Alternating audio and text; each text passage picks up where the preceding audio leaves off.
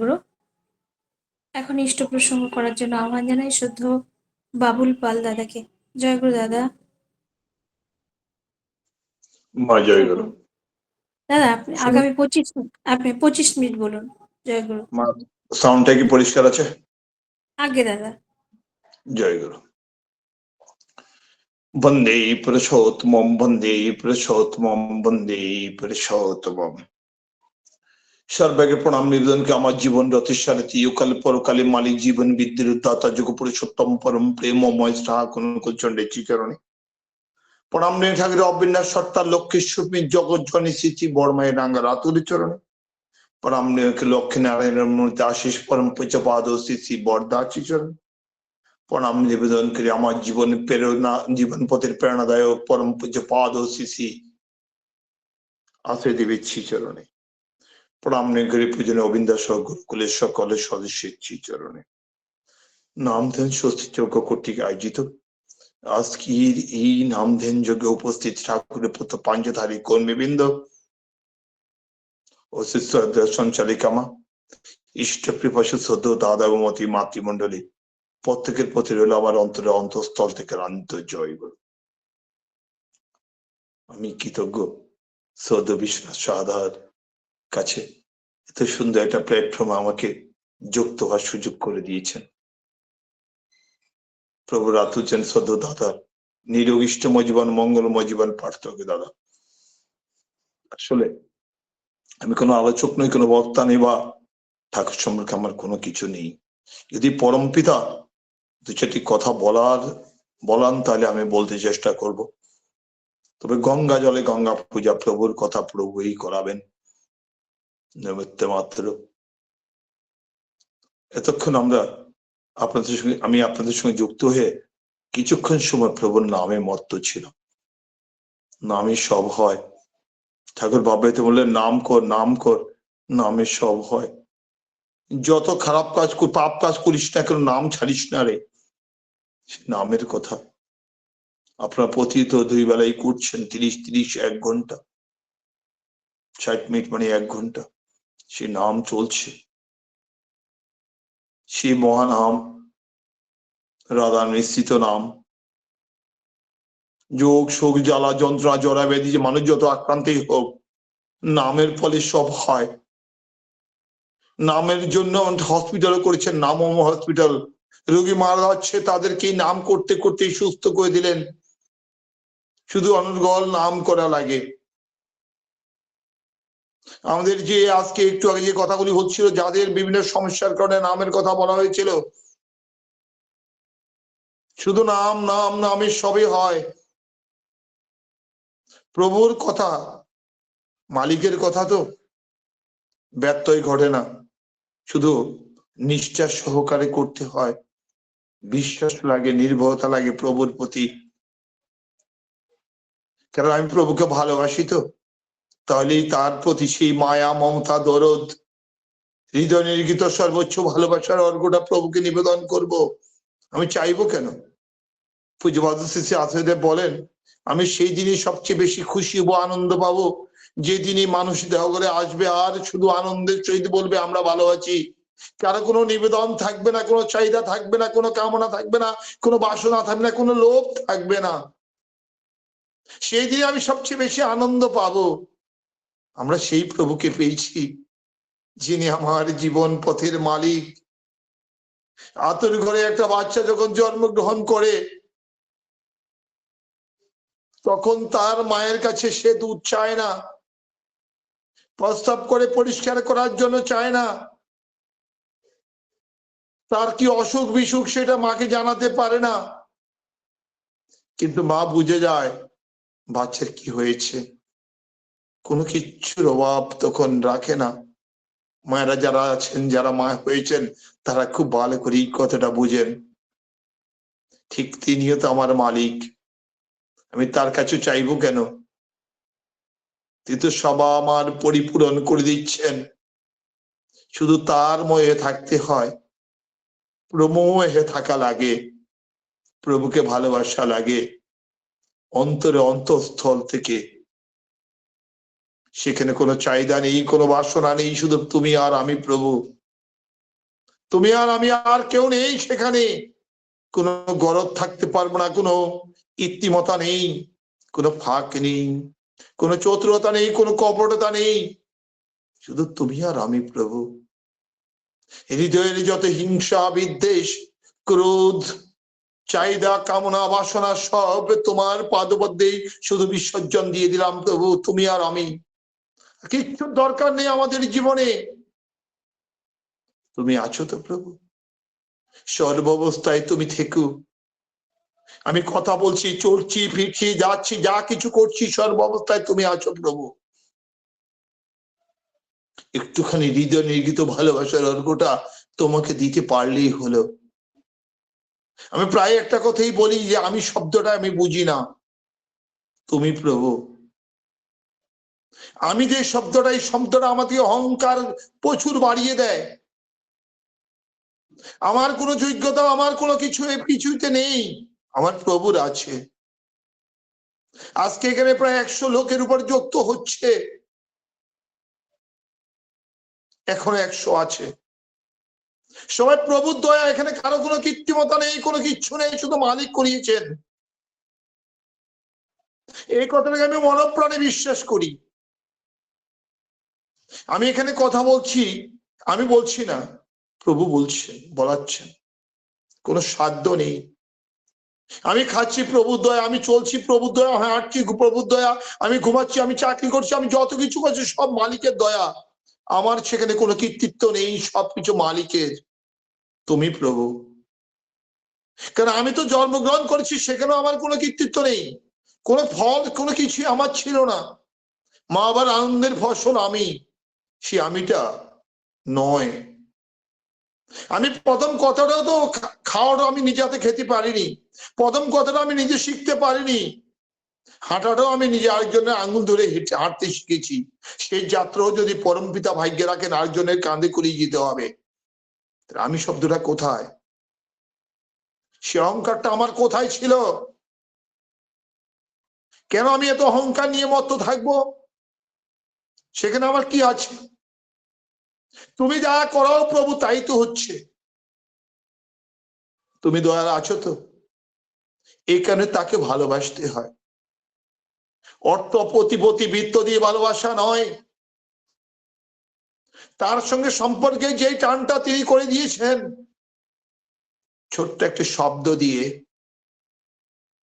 তা যদি আমি অনর্গল আমার ভিতরে পরিচালিত করতে পারি, শয়নে স্বপনে নিদ্রা জাগরণে সম্পূর্ণ সময় যদি আমার সেই শব্দটা শরীরের ভিতরে জাগ্রত থাকে, চলতে থাকে, সার্চ হবেই।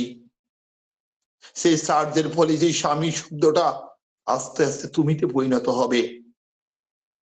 অহংকার, অহমিকা ভাব, হিংসা, বিদ্বেষ সব আস্তে আস্তে অ্যাক্টিভ থেকে প্যাসিভ হয়ে যাবে। একটা হিংসা হতে পারে, এই ভাইটা, এই মাটা এত নাম করে, এত ইষ্ট কাজ করে, আমি কেন করতে পারি না? আমিও তো করব, চেষ্টা তো করতে পারি। এই জায়গাতে হিংসাটা হলে কোনো কৃত্রিমতা নেই, কম্পিটিশন, সেটাকে আমি বলতে পারি হিংসা নয়। ওইভাবে যদি ভাবতে পারি, আর আমি যদি ভাবি আমি করেছি, সে আমি কে?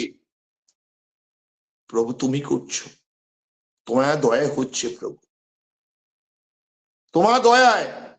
এই কারণেই নামটা প্রচুর করা লাগে, প্রচুর। আমরা শুধু চাই একটা উৎসব হয়েছে, আমি সভাপতি, আমি সেক্রেটারি, আমি অমুক, আমি অ্যাঙ্কার, আমি এই জায়গায় দায়িত্ব পালন করেছি, এটা আমার দ্বারা হয়েছে, ভান্ডারের প্রচারটা খুব ভালো হয়েছে, আমি করেছি। এই শব্দটা যতটুকু এগিয়েছে আবার পিছিয়ে পড়ছি তো, আবার অনেক পিছিয়ে পড়ছি। আমি কে? আমি ভাবছি না। তুমি করছো প্রভু, সব তোমার। আমি আগে বলছিলাম যে প্রথম কাপড়টা আমি পরি না, শেষ যাত্রায় কাপড়টা আমি পরি না, তুমি পড়াও প্রভু, তুমি আছো। এই জায়গাটাই ভাবতে হবে, তাহলে আমি পাচ্ছি। আর অকৃত্রিম ভালোবাসাটা আমার জীবনে, অকৃত্রিম ভালোবাসাটা দরকার, যেখানে কোনো কিচ্ছু দরকার নেই, শুধু ভালোবাসি, ভালোবাসছি, ভালোবাসছি প্রভু, এই কতটুকু, আর কিচ্ছু দরকার নেই।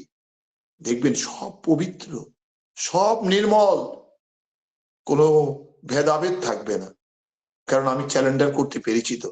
আপনারা জানেন কুরুক্ষেত্রের যুদ্ধের পরে দ্রৌপদীর রাজসভায় কুরুক্ষেত্র যুদ্ধে কি চেয়েছিল? 1 লক্ষ নারায়ণী সৈন্য আর প্রভু। আরে 1 লক্ষ নারায়ণী সৈন্য হলো, কুরুবরা নিয়েছেন। পাণ্ডবরা বলছেন যে না, আমার কিচ্ছুর দরকার, তুমি থাকো প্রভু, সব হয়ে যাবে, আর কিচ্ছুর দরকার নেই। তারা তা বুঝেছিল। কুরুবরা সব অংশে নিধ্বংস হয়েছিল। রাষ্ট্রবাদ উপদ্বীপ অস্ত্রণ হচ্ছে, স্যারেন্ডার করতে পারছে। এক হাতে একটু ধরে চেষ্টা করছে, আরো হাতে প্রভুকে ডাকছে, প্রভু তুমি সাহায্য করো, হায় মধুসূদন তুমি রক্ষা করো। হচ্ছে না। যখন দেওয়ার পারছিল, 2 হাত তুলে এবার বলছে হায় মধুসূদন তুমি রক্ষা করো। মধুসূদন আর দেরি করেনি, ছুটে চলে আসলেন, মধুসূদন রক্ষা করলেন, আর বস্ত্রহরণ করা হলো না। এই তো মধুসূদন। স্যারেন্ডার আমরা কতটুকু করতে পারছি? গতকালকে এক মায়ের ইষ্টমার সময় শুনছিলাম, মা বলছিল মৃত্যুটা কি জিনিস সেটা আমি দেখেছি খুব কাছ থেকে। এবং পুঁজিবাদ স্মৃতি দাদা বলছেন তোর তো মৃত্যু দুঃখ ছিল রে 23 বয়সে তুই যখন মা হয়েছিলি। আমার স্বামী চাকরি চলে গেছে, সবাই নিন্দা, আত্মীয় পরিবার পরিজন আত্মীয় সবাই নিন্দা করছে। আমি বলছি ওর চাকরি চলে যে না খেয়ে আছি, অদ্দারে আছি, অনাহারে আছি, সেটা আমি আছি, তোমাদের কি সমস্যা? সংসার তো আমাদের চলছে তো। শুধু আমার স্বামী ইষ্ট কাজ করে, মন্দিরের কাজ করে, ঠাকুরের কাজ করে, এটাই তো আমাদের কাছে সবচেয়ে বড় প্রাপ্তি। আর তো কিছু দরকার নেই। এই যখন ত্যাগী কজন হতে পেরেছে, আমার এই নিঃস্বার্থ ভালোবাসাটা কজন তৈরি করতে পেরেছে? আমি কি পেরেছি? আজকে একটা দাদা উৎসব হবে, দাদা আপনার 5,000 টাকা দিতে হবে। দাদা কি বলেন, আমার এখন আর সম্ভব নয়। একটু মানে যখন অসুস্থ হয়ে যায় তখন 50,000 টাকা নয় 5 লক্ষ টাকা হলো, এই ব্যবস্থা করেন, একটু হয়ে যাবে। কিন্তু ঈশ্বরের কাজে নয়, না বাস্তব ঘটনা বলছি। আজ থেকে প্রায় 7-8 বছর আগের, করোনার আগের ঘটনা। এটা উৎসব, এক দাদাকে বললাম দাদা আপনি 5,000 টাকা দিন, অর্ঘটা দিন না। বলে যে দাদা পারবো না, 2,000 টাকা দেবো। দেন না দাদা, ভালো হবে তো।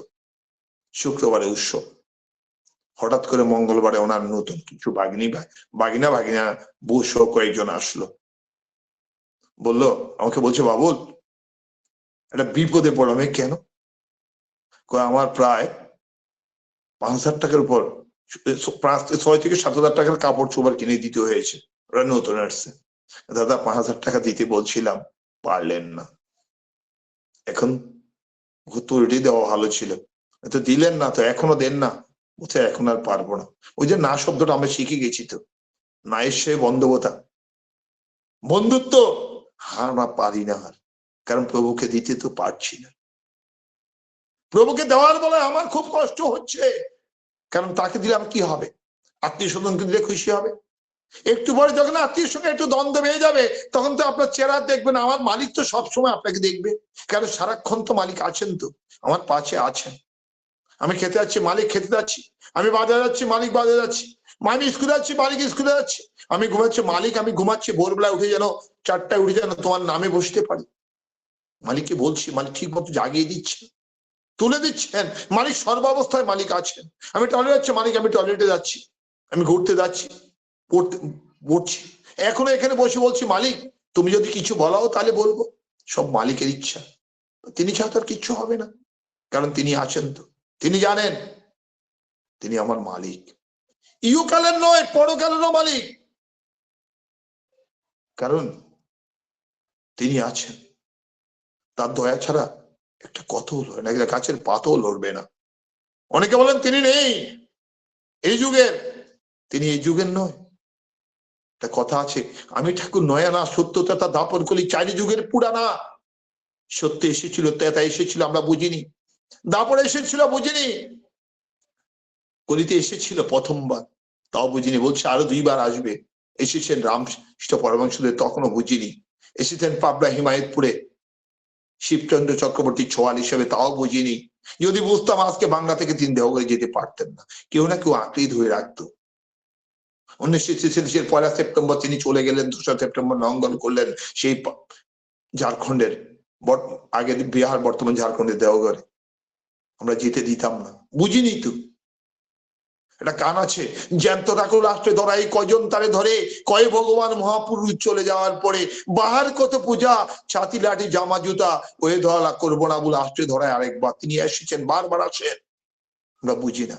এবার বলছেন 10,000 বছর আর তোদের দরকার নেই, আমি আসছি। এটা তো তার মধ্যে তা করছেন, তবে সেটা আমি তৈরি করতে পারছি কিনা। আমাকে আমাকে দেখে যদি একজন লোক বলে যে এই লোক সৎসঙ্গী, চিরাকরণ করে চন্দ্রে দীক্ষিত, তাইলে তো সম্ভব।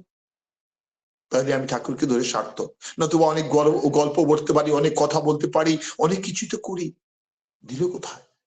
হচ্ছে না তো। আমাদের পরিবর্তন হচ্ছে কোথায়? আজকে যে এত রোগ শোক জ্বালা যন্ত্রণার কথা প্রভুর কাছে নিবেদন করছি, কেন করবো? আমি প্রভুকে নিবেদন করার কি? প্রভু তো জানেন তো। পূজ্যপাদ স্থিতি আচার্যকে এক মা মহারাষ্ট্র থেকে আসছে, খুব বয়স বৃদ্ধ মা, অসুস্থ। মা এসে বলছেন আমি খুব অসুস্থ, খুব কষ্ট করে এসেছিলাম। পূজ্যপাদ স্থিতি আচার্য বলছেন মা আপনি কেন এসেছেন? আপনি ওখানে গিয়ে আমার ফটোর দিকে তাকিয়ে বলতেন, আমি মেসেজটা পেয়ে যেতাম, প্রতিকার হয়ে যেত তো। তাহলে তারা তো সব পারেন। আমরা এখন কি করছি, কে কোথায় কোথায় বসে আছি, কি অবস্থা আছি, সবকিছু তিনি দেখছেন কিন্তু। কারণ তিনি জানেন। পূজাশ্রী আপনাদের বলেন, এই যে সবাই লাইনে দাঁড়িয়ে নিবেদন করে, কে আজকে বলল না প্রার্থনা করেনি, কে নাম ধ্যান করেনি, কে কি করেছে, কে কি করে, সব আমি বলতে পারি, সব আমি বলতে পারি, আমি জানি, কিন্তু কিছু বলি না। সব 10টা পুরুষ তারা একবার তাকিয়েই বলতে পারেন, না তাকিয়েও এমনি বলতে পারেন যে এই লোক কি করে, কোনো ফাঁকি নেই, ঝুঁকি নেই। এই জগতে কিছু, সব জায়গাতে ফাঁকি ঝুঁকি অনেক কিছু আছে, বেশভূষা অনেক কিছু আছে, এখানে শুধু সাদা, কিচ্ছু নেই। কারণ তিনি তো দয়াময়, তার কাছে কোনো কিচ্ছু খাটে না, কোনো চালাকি নেই, কোনো কপট নেই, কোনো চতুরতা নেই, শুধু একমাত্র তুমি প্রভু, তুমি প্রভু, তুমি প্রভু, এই কতটুকু ভাবতে হবে। তবে সেখানে একটা বান্ধবতা তৈরি করা, যেটা আপনারা তৈরি করছেন নাম ধ্যানের মাধ্যমে। আর কিছু দেওয়া লাগে যে আমরা ইষ্টভীতি তিনি পরিবর্তন করেছেন। কিভাবে আমরা প্রভুকে ইষ্টভীতি দিই? ভোগের জন্য দিচ্ছি। কত দিচ্ছি একবার কি ভাবছি? 1 কাপ চা 10 টাকা, একটা বিস্কিট 2টা নিলে আরো 10 টাকা, এটা হলো চা খাওয়া। একটা টিফিন খেলে 25-30 টাকা, 40 টাকা, 50 টাকা চলে যায়।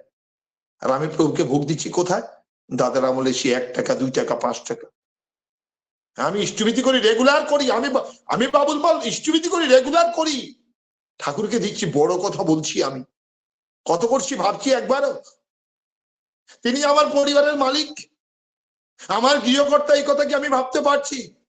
যদি আমি পরিবারের মালিক, গৃহকর্তা ভাবতে পারি, বাজারে কোনো ভালো একটা ফল এসেছে, প্রভুর জন্য আগে নিয়ে যাই। আজকের বাজারে আমি খাইছি, প্রভুর জন্য কয়টা ছাড়া সন্দেশ নিয়ে যাই, কয়টা মিষ্টি নিয়ে যাই, প্রভুকে ভোগের জন্য। না এখন হবে না, পরে নিয়ে যাব, এখন থাকুক, এই প্রভুর জন্য পরে, আর আমার জন্য আগে, স্ত্রী পুত্র পরিবার সবার জন্য আগে। কইলে তোদের শরীরে সব জায়গাতে এত ভর করে রেখেছিস, আমার জন্য কাঁধে একটু জাগো রাখতে পারিস না? প্রভুর কত আকুতি আমাদের কাছে থাকার জন্য, আমাদেরকে তার কাছে রাখার জন্য, কত আঁকড়ে ধরে ভালোবাসা হৃদয় নিয়ে আমাদেরকে রাখার জন্য। সেখানে টান লাগে তো, দেওয়া লাগে, দেওয়া লাগে। মা নিজ হাতে দিয়েছি রক্ত দিয়ে, মা নিজের শরীরে রক্ত দিয়ে একটা বাচ্চা তৈরি করেন, বড় করেন, নিজের স্তনের দুধ খাওয়াই সেটাকে বড় করেন, এত কষ্ট করেন, সেইখান থেকে মায়ের প্রতি এত দরদ। আমরা প্রভু তাই আমাদেরকে সেইভাবে ভালোবেসে বড় করছেন, আপন করে নিচ্ছেন, ভালোবাসার হৃদয়টা বিলিয়ে দিচ্ছেন প্রভুকে, সবাইকে। শুধু ভাই আয় আয় আয়, ভালোবাসার হৃদয়ের কাছে চলে আয়, তোরা আয়, ছুটে আয়, প্রভুর কাছে ছুটে আয়, প্রভু মোহে থাক। সেখানে দিতে হয় ইষ্টভীতির অর্ঘ্যটা প্রচুর পরিমাণ লাগে দেওয়া, ভাবা যায় না, কারণ তার দেওয়া শেষ নেই। আমি কোথায় থেকে দেব? আমি কি নিয়ে আসছি জন্মের সময়, যাওয়ার সময় নিয়ে যাব? না, তার দেওয়া জিনিসই তাকে দিয়ে দেওয়া। তিনি আমার পরিবারের মালিক, কারণ তিনি আপনজন। ছেলে মেয়ে স্ত্রী পুত্র পরিবার মা বাবা কেউ আপন নয়। কেন আপন নয়? জন্মের সময় মা বাবা ছিল, এখন আমার বয়স হয়েছে, মা বাবা সবাই চলে গেছে। বিয়ে যৌবনে বিয়ে করেছি, স্ত্রী হয়েছে, ছেলে হয়েছে, ছেলেরা 2 জন 2 দেশে আছে। তাহলে আপন কোথায়? আপন থাকলে তো কেউ দূরে যেত না। ছেড়ে যেত না। আমার মালিক তো আমাকে ছেড়ে যায় না, আমার মালিক সর্বদাই আমার পাশে থাকেন। ভোরবেলা যখন আমি ইষ্টভীতি নিবেদন করি, আমার মালিক এসে আমার ইষ্টভীতিরা নিজ হাতে গ্রহণ করে নিয়ে যান। ঠাকুর বলছে প্রার্থনার পূর্বে যে ইষ্টভীতি নিবেদন করে সেটা আমি নিজ হাতে গ্রহণ করি। তার আগে 30 থেকে 45 মিনিট 1 ঘন্টা নাম ধ্যান করা লাগে, শতনুজ্ঞা পাঠ করা লাগে, ঠাকুর তিথি বর্মা তিথি বর্ধমান প্রণাম করা লাগে। তার প্রভুকে কত হৃদয় নির্গিত ভালোবাসার সেই অর্ঘটা প্রভুর রাতোচ্ছনে নিবেদন করা লাগে। প্রভু কাতর হইয়া বসে থাকেন কখন আমরা তার ইষ্টভীতি অর্ঘটা দেব, তার সেই ভূজ্য অর্ঘটা দেব। তিনি নিয়ে যান নিজ হাতে, অনিঃশঙ্ক উদাহরণ ছেড়ে দেওয়া আছে, ছেড়ে যেন আমরা মঙ্গল মতো দিতে পারি। একবেলা একটা সিদ্ধ সবজি ভাত আর ডালের জন্য যে পরিমাণ পয়সা লাগে সেই পরিমাণ যদি আমি দিতে পারি, তাও নেহাত কম, তাহলে তো প্রভুর এটা ভোগ হচ্ছে। আর আমি সেটা খাচ্ছি, তো চলছি ফিরছি, আমি 3 বেলা 4 বেলা খাচ্ছি, আর আমি প্রভুকে কত দিচ্ছি। তিনি আমার পরিবারের মালিক, তার দয়ায় বেঁচে আছি, যত কিছু হচ্ছে এই ব্যাপার জন্য আমরা একটু স্বস্তি, একটু সচেতন থাকি। কত মঙ্গল, কত তৃপ্তি, কত প্রশান্তি, কত আনন্দ, হৃদয়ের সেই সর্বোচ্চ ভালোবাসার আনন্দটা প্রভুকে দেওয়া। যত দিতে পারে, কিছু লোক আছে যত দেয়। এবার উৎসবে এক দাদা আমার বাড়ি এসে আমাকে বলল, দাদা এই অর্ঘটা দিলাম দাদা, কিছু দিতে পারিনি। আমি আশ্চর্য দাদার মুখে দিয়ে তাকিয়ে আছি, এই লোকটা এত অর্ঘ দিয়ে বলছে কিছু দিতে পারেনি। আর কেউ 100-500 টাকা দিয়ে বলে দাদা আমি এই পরিমাণ দিয়েছি, আর এই লোকটা কি সুন্দর কত নরম সুরে বলছে, আকাকতি মিনতি নিয়ে, দাদা কিছু দিতে পারিনি, সামনে যেন ভালো কিছু দিতে পারে, একটু প্রার্থনা করবেন। এটা তো ঠাকুরের মানুষ, এরা দিচ্ছে প্রতিনিয়ত। কেন দিচ্ছে? প্রভুকে ভালোবেসে দিচ্ছে, কাউকে দিচ্ছে না, প্রভুকে। কারণ তার দয়া তো, সবকিছু তার। যদি এই কথা ভাবতে পারি, প্রভু সব তোমার। আমার বলতে কিছু শব্দটা যতক্ষণ আমি আছি, একটু পরে যখন আমি কথাটা শেষ করব অথবা আমি উল্লাস সংবরণ করে চলে যাব, তখনই সব তার। কারণ আমরা তাকে চাইতে জানি না। রজনীকান্ত সেন একটা গান আছে, ওরা চাইতে যায় না দয়াময়, চাই ধন সন আয় আয়োগ্য বিজয়। ওরা চাইতে জানে না দয়াময়। তো আশিস গাঙ্গুলি দেখে একদিন ঠাকুর বলছিল, ঠাকুর দাদা কিছু চান আমি আপনাকে কিছু দেব। বলছে দাদা কিছু চান আমি আপনাকে দেব। 3 বারে বলছে দেবেন তো? বলে হ্যাঁ। বলে আমার অন্তিম যাত্রায় যেন আপনাকে আমার পাশে পাই, আমার অন্তিম যাত্রায় আপনাকে যেন পাশে পাই। আমরা বলে কি চাইতাম? আমার একটা বাড়ি হোক, গাড়ি হোক, অর্থ বৃত্ত প্রতিবৃত্তি না, কিচ্ছু, শুধু এই কথাটাই থাকে যেন অন্তিম যাত্রায় আপনাকে পাশে পাই। তিনি তাই করলেন। অতএব আমরা তাকে দেব হৃদয় নির্গিত ভালোবাসার অর্ঘটা। আমার মালিক তিনি, আমার পরিবারের কর্তা। আমরা যদি 5 জন থাকি, যে খরচ হবে তার একটা ভাগ যেন তাকে দিতে পারি, তাইলে তিনি মালিক হবেন, আমার পরিবারের কর্তা হবেন। আমি তাকে ভালোবেসে সেই অবস্থানটা তৈরি করতে পারবো। খুব সুন্দর একটা নাম ধ্যান যজ্ঞে আপনারা যুক্ত হয়েছেন। প্রভুর কি কথা বলেছি জানি না, আপনাদের সঙ্গে যুক্ত হয়ে ধন্য হলো জীবন। কারণ প্রভুর গুণকীর্তনে মত্ত থাকার মতো একটি সুযোগ তো পেয়েছি। সবাই আমরা নামে থাকবো, প্রভুমে থাকবো, আর বলবো ঠাকুর আমি তোমায় ভালোবাসি, প্রভু আমি তোমায় ভালোবাসি, আমি তোমায় ভালোবাসি। আর এইভাবেই প্রভু হয়ে থাকতে পারবো। একজন লোক দেখে বলতে পারে যে এই লোকটা ঠাকুরের মতো চলতে পারে, ঠাকুরের মানুষ তো, সে একজন সৎসঙ্গী। এই কথাটা যদি আমি শুনতে পাই, তাহলেই প্রত্যেকের এই চলা, তাকে ধরার সার্থকতা সেখানে নিহিত। প্রভুর রাতোচনা আপনাদের প্রতি প্রত্যেকের নিরোগ মঙ্গলময় জীবন, ইষ্টময় জীবন প্রার্থনা করি।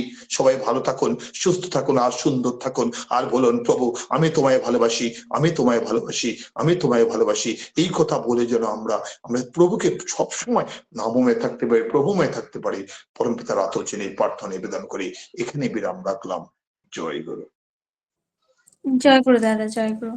খুব সুন্দর আলোচনা করলেন যে নাম করলে সমস্ত পাপ, তাপ, দুঃখ, জ্বালা, যন্ত্রণা সব দূরীভূত হয়। তার প্রতি বিশ্বাস থাকা যায়, তার কাছে কিছু চাইতে নেই। আমাদের আমিত্ব ত্যাগ করতে হবে, তার নাম করতে করতে ঈশ্বর প্রাপ্তির পথ প্রশস্ত হবে। তার দয়ায় সব হয়।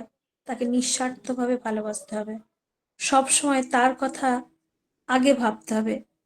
বাড়ির কোনো জিনিস আনার আগে তার কথা যেন আমরা ভাবি যে তিনি আমাদের সঙ্গে সবসময় আছেন, এই কথাটা যেন সবসময় মনে রাখতে হবে।